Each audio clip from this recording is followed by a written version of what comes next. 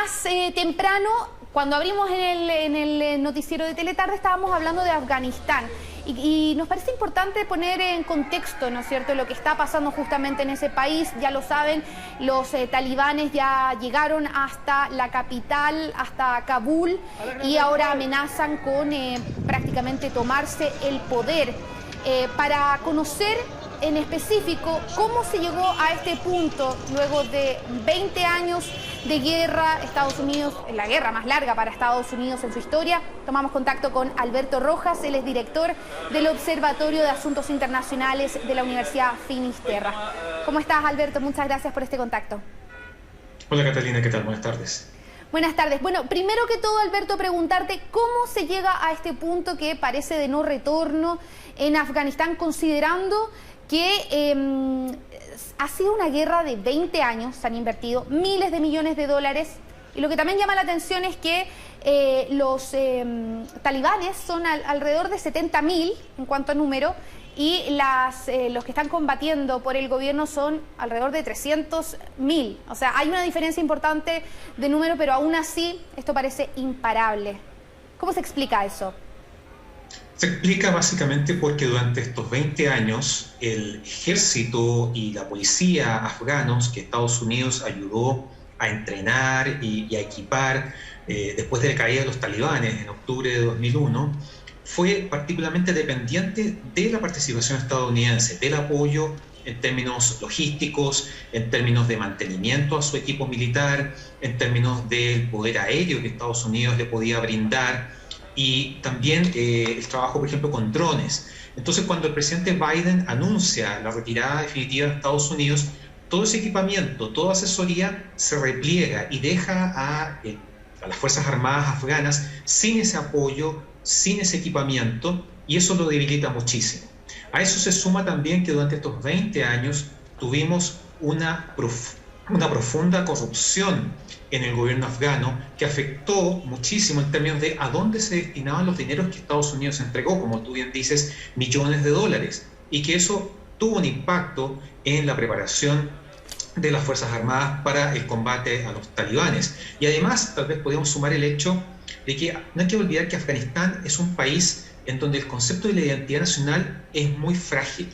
El concepto afgano es mucho más débil que el concepto de pertenecer a una provincia o a un grupo tribal.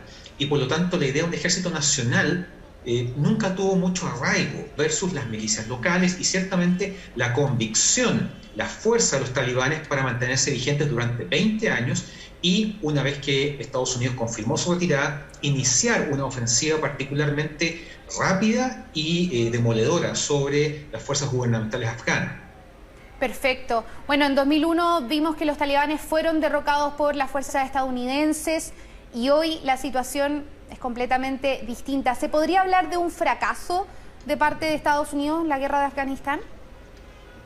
Bueno, hace muy poco el secretario de Estado, Antony Blinken, decía que Estados Unidos había cumplido con los objetivos al momento de invadir Afganistán, que era básicamente tratar de capturar a Osama Bin Laden, desarticular Al Qaeda y acabar con los campos de entrenamiento que en ese entonces tenía este grupo terrorista en Afganistán. Si uno lo mira de manera tan puntual, claro, se podría decir que ese objetivo fue exitoso, pero ya han pasado 20 años de eso. Y durante este periodo Estados Unidos buscó no solamente transformar a Afganistán en un país estable y democrático, cosa que hoy vemos que se desmorona por completo, sino darle las atribuciones y los recursos y medios para poder defenderse por sí mismos frente a una amenaza siempre latente como lo fueron los talibanes. En ese aspecto, claramente aquí estamos frente a un fracaso de la gestión estadounidense que va a traer consecuencias no solamente para Afganistán, sino para el propio prestigio de Estados Unidos frente a muchos otros países que históricamente han contado con la idea de que Estados Unidos va a estar presente en caso de una crisis o una amenaza. De modo que es inevitable, y muchos medios ya se hacen cargo de eso, pensar o recordar lo que fue la retirada estadounidense al momento de la caída de Saigón, la antigua capital de Vietnam del Sur, en 1975.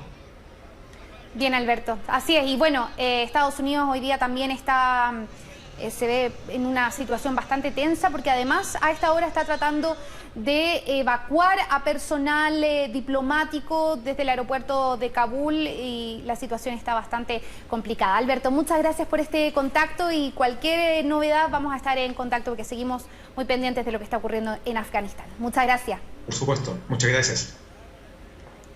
Bien, Titi, con esa imagen nos despedimos entonces. Sí. Con los talibanes. Vamos a estar muy pendientes de lo que está ocurriendo. Estamos con nuestro equipo internacional constantemente actualizando toda la información y también en nuestro sitio web también puede informarse sobre esta y otras noticias del mundo en t13.c. 20 años de guerra, increíble. Impresionante. Y finalmente logran su objetivo de tomarse el país, los talibanes. Bueno, vamos a tener en Tele 13 una amplia cobertura. Muchas gracias, Cata. Que estés bien. De nada, buenas tardes.